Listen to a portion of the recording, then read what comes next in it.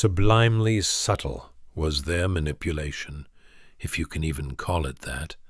First, second, third, and nth order effects seem to have fit in their design so smoothly it might have appeared as if they were a single thing. For every doubt, every reason to think they might not have been in control, there is an even higher order design for explanation. Their goal, it seems, was simple persistence. Whatever else occurred, their influence of million unseen ways was understated for so long because it always achieved the minimal conditions of staying comfortably in position. Otherwise, they remained in their high mountain forts, called yurei in the Tsan dialect, received their tribute, and were acknowledged through the valley's political upheavals. At every turn of the tide the land experienced, there comes the point, again so subtle one might miss it, when the Ikisitsi aligned itself with the new regime, and that this led to an understatement of their power, and equally that this didn't earn them a reputation of cowards, was exactly the kind of intricate work they were interested in. They seem to have rid themselves of the human instinct to use such an overwhelming power to satisfy some greed or pride in excess to what would be sustainable on the scale of centuries. Their extremities laid elsewhere.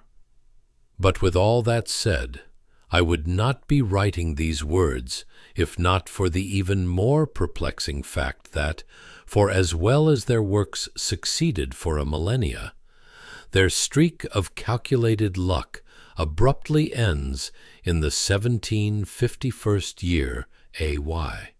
And even though my entire adult life, and that of most of those I trust, came to be defined with the repercussions of this fateful fall, I can't say I'm even halfway to understanding exactly how it came to be. When discussing the Ikisitsi, we must make an important distinction.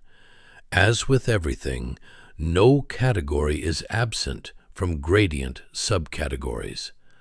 The most common definition of the Tsan high nobility is the ability to extend their longevity of mind through generations of bodies by a host of court-dwelling personnel with certain mind-altering psychic powers. In the feverish years of the Revolution, when I first came to the valley, immortality was a word on many mouths. Like a dam has been broken, many believed that with the fall of the ecclesiarchy, some way of obtaining it for themselves has opened.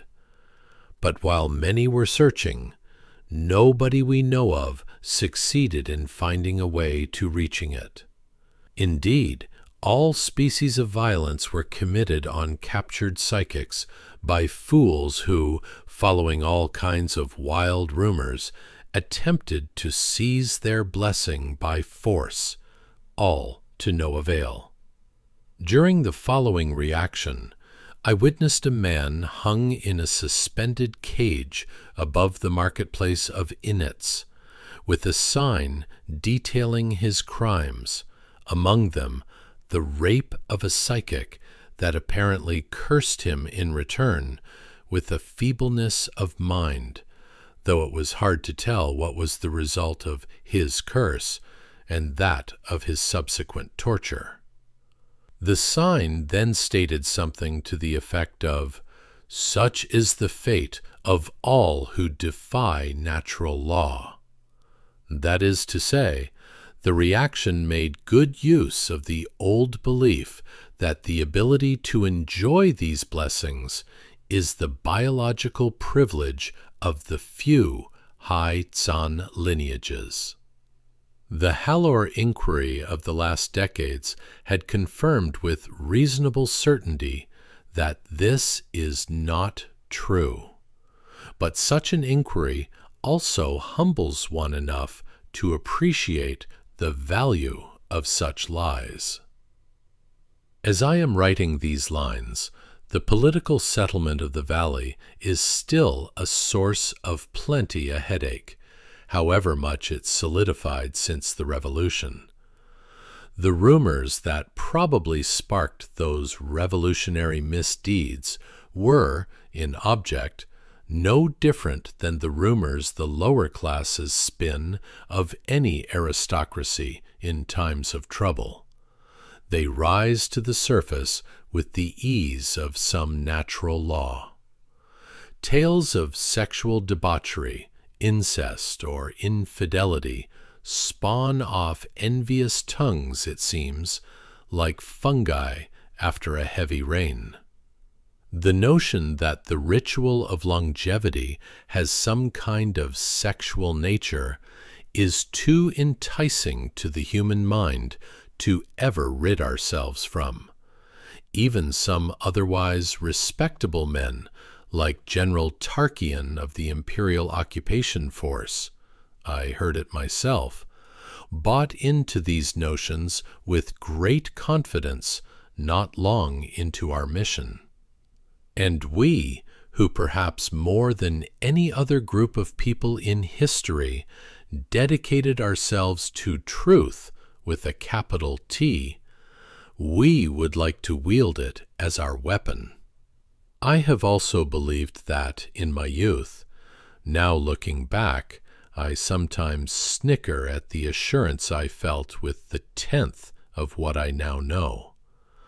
It took time for me to understand that that truth we all seek is something greater than all of us, far too heavy for any of us to wield as a weapon for our own design. Far from warriors, we are like sailors traversing something whose sublime greatness can only be compared to that of the vast oceans.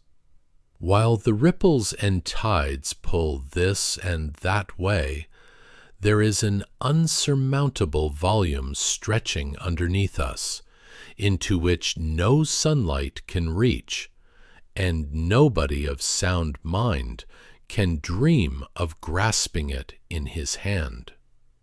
Rumors and wild heresies are the fickle and quick waves of this ocean. The depths remain unmovable and silent.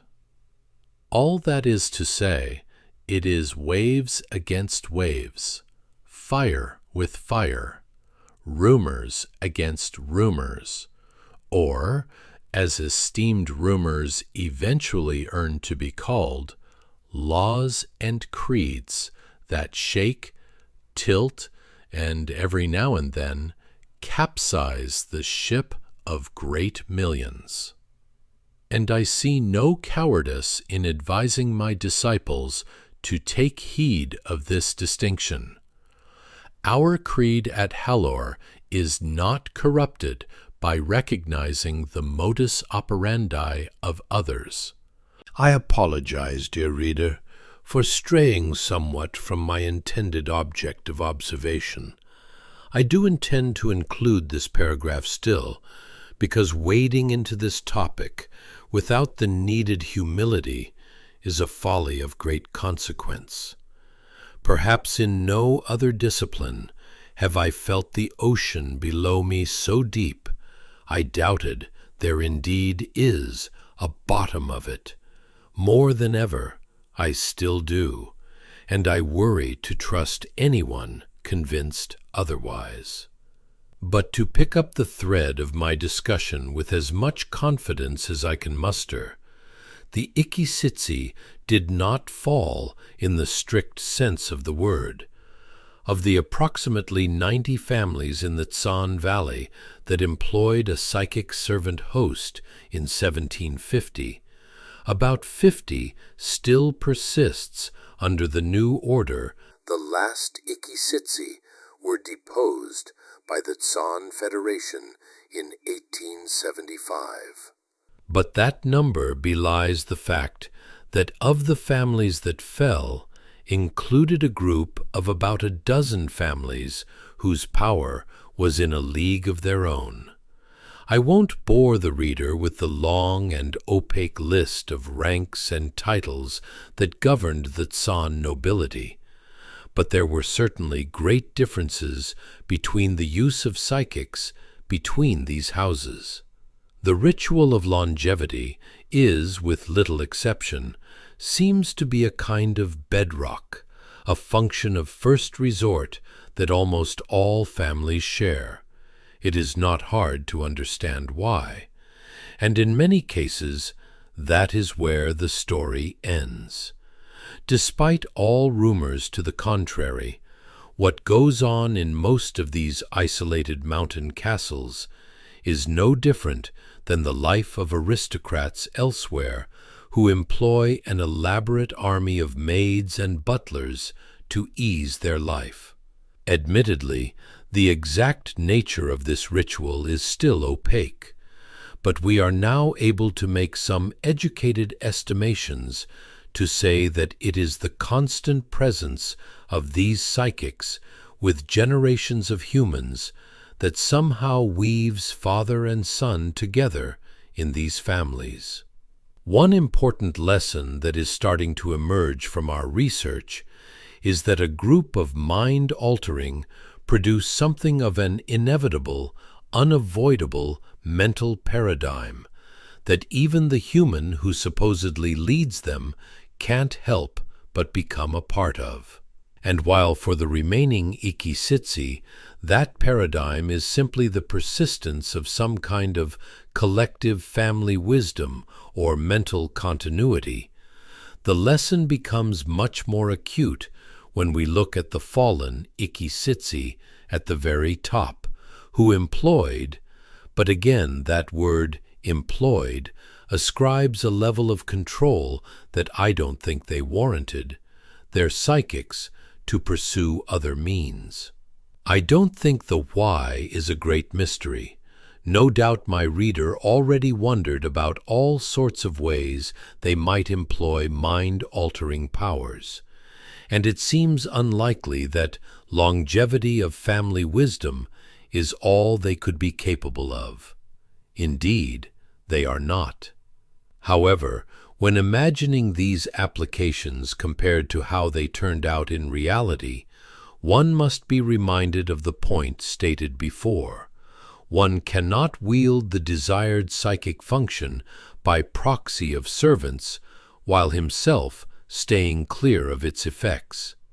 It seems it was not possible to keep one's endeavors limited in this. Once one set out to pursue the ability of espionage, for example, and ruled servants whose mind alteration served that purpose, could never again rid itself from the objective of espionage. Much like a drop of dye in a bowl of water, the function could not be compartmentalized. That's why even the most powerful families were nothing like generalists who could wield multiple functions at once. Instead, they dug themselves deeper and deeper along a single vector until they acquired a truly perplexing character. At this point, my reader is probably impatient to hear the specifics of each house. I mention a cohort of about a dozen such houses. We know of the existence of at least 14 of them, which is not the same as understanding. However, I will indulge the reader to a brief description of each. House Uvrog of Urath was known for terror, fear, and torture. House Taleth was the master of all spycraft, deception, forgetting, the art of the unseen. House Enzor were said to be soothsayers, or the closest thing really possible to it. They grasped the passions of men, ideas and feelings on the scale of millions, and made predictions based on that. House Coetz was able to master the very process of human motivation in a peculiar way. House Etsan was better known as simply the ecclesiarchy, functioned as the Tsan Valley's heretical deviants of our own Church of Zeron, the Imperial Church, a more flexible religion there never was, that bound the people and the Ikisitsi and the Tsan families to each other in a miraculously successful way. House Tserum of Chasdel held the ruins of Old Chasdel, where legends say telepathy was first tamed for human use. They were custodians for House Etsan to keep the oldest traditions the most intact. House Uliath practiced a miraculous school of medicine, an unparalleled awareness of their own bodies. House Gevitz pervade over the concept of personality and identity, impersonation and storytelling. All these built their castles on the western mountain range to the valley. To the eastern mountains, there were other, more mysterious ones. House Yule was said to be able to relieve all pain. House Ataxa was the last to practice something resembling telekinesis, though on small scale, still deadly effective when practiced with understanding. House Royam was said to command love and attachment. Their blessings and curses made enemies feel like the closest kin and turned the closest kin to the deadliest of enemies. House Ahum was said to practice necromancy, or, again, the closest possible thing. They said to be able to resurrect people from the hole they left in others. The temple hosts of the Far Eastern Temple of Eliminates may fit into this category. They also fashioned themselves a religion, and they keep various rituals alive without known purpose. The House of Kithim of Kith, for our best understanding, does have some specializations that concerns itself with remembrance, the nature of long-term memory, though it is hard to gauge properly. As of the writing of these lines, only 3 of these still exist. Tserum, which accepted imperial rules and, though not without conflict, is the source of most we know about telepaths. Kithim, whose specialization was maybe less overwhelming, and the distant and obscure Eliminates Temple that was mostly untouched by the revolution. All others, each a millennia of ornamented craftsmanship on the human psyche, perished, only surviving in small fractions. I cannot say I fully grasp the extent of the rubble, but after decades of research, I can confidently say that these houses were upturned from the foundation. If my reader possesses a healthy curiosity, their imagination must be racing with possibilities. But again, I must temper them somewhat. For some houses, our some knowledge is not much more than this simple list. For some, though, where our research did make significant progress, and we are starting to grasp that very curious extremity the pursuit of their power brought on these courts. These would be the first 5 entries on my list: Uvrog, Teleth, Ensor, Coetz, and Etsan, who may be best understood as 4 spokes around the Church of Etsan. Individually, each of them were aimless. Together, they formed some kind of operative strategy that ensured their survival. One must refrain to imagine this as one might imagine a common federation of interests, where the represented parties convene for conference and discuss their common aims. It seems clearer and cleared to me that to say they decided on a strategy ascribes them far too much conscious control. As I previously wrote, the sum of all their courtfolk formed a single cognitive pool that was soaked through with their purpose, up to the noble family themselves.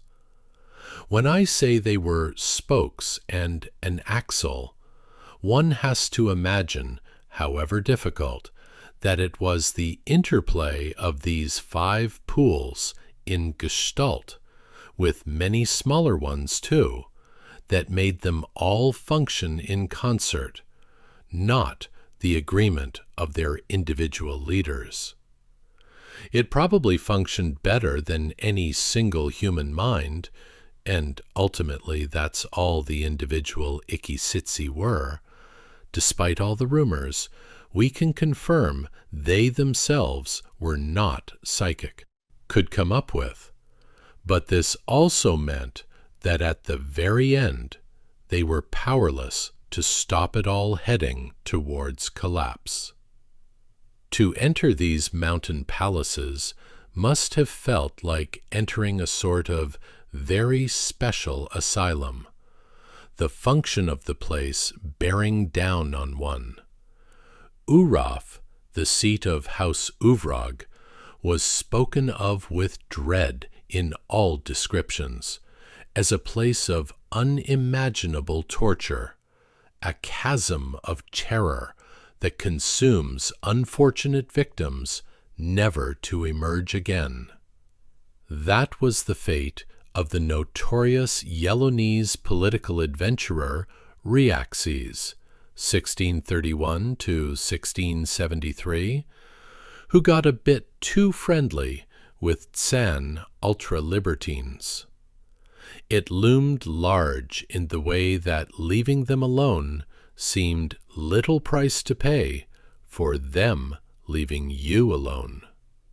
And that terror did not exclude the very inhabitants of Urath.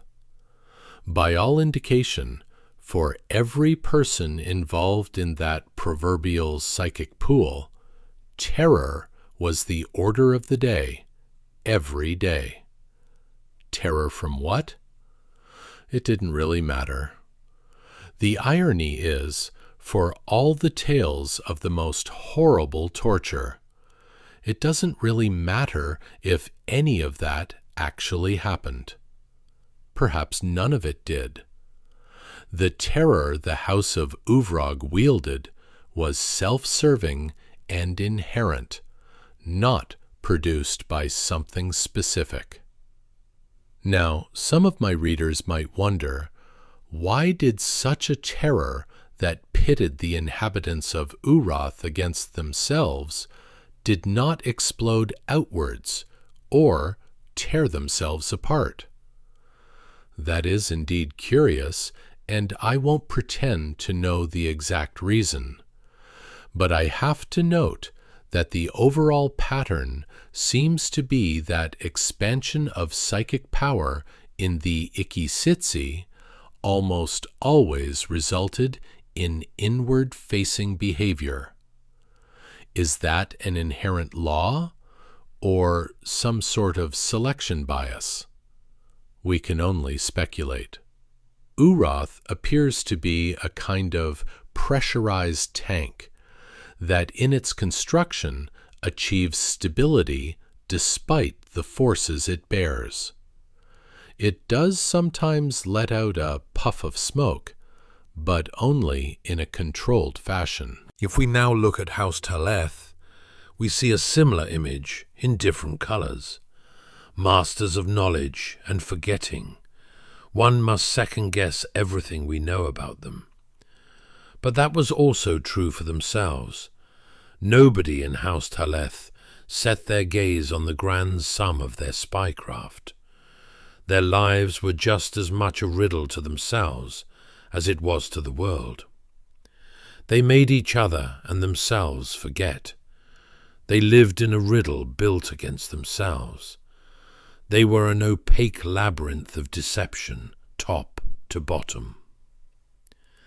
House Coates was the result of perhaps the simplest and most banal desire one can ask mind-altering servants.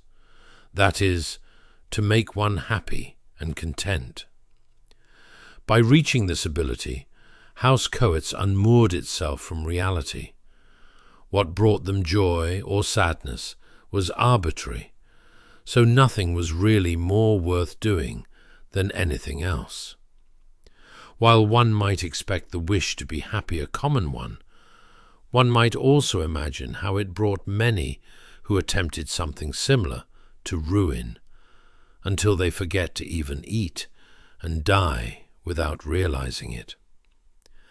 House Coates seem to have averted such destruction and maintained a base layer of self-preservation.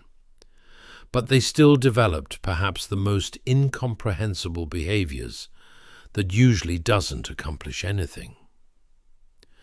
The way House Ensor was corrupted by their abilities is a bit harder to gauge, but it also may be key to the fall of the Ikisitsi. Now we are almost certain Ensor did not see the future, and indeed nobody, not even psychics, can. What they had is the best ability to practice telepathy on the scale of millions, not individual thoughts and motivations, but a grand gestalt. It gave them an unparalleled perspective to foresee changes before they boiled over, and even more than Taleth, they contributed to the Ikisitsi's ability to weather political upheavals. It is speculated that the emergence of mass politics, literacy, and early industrialization in the upheaval's early 18th century fundamentally upset Ensor in a way that it became a liability. It seems a bit narcissistic to imagine that all these changes were uniquely upsetting. The Ikisitsi weathered greater storms. Still, we can't discard it. Sometimes the changes that break a system are not the most upsetting, they are simply the latest. All four houses possessed powerful abilities, but in themselves they did not have the intrinsic motivation to use them productively. That was part of the role House Etsan played as the axle. It is likely what emanated the ground motivation of self-preservation that in the subtlest ways directed the usage of their power and then directed the whole valley. Ensor informed the big-picture view. Taleth provided the missing details. Coates held the ability to subtly massage public opinion. Uvrog could discourage those who had unfavorable designs for them.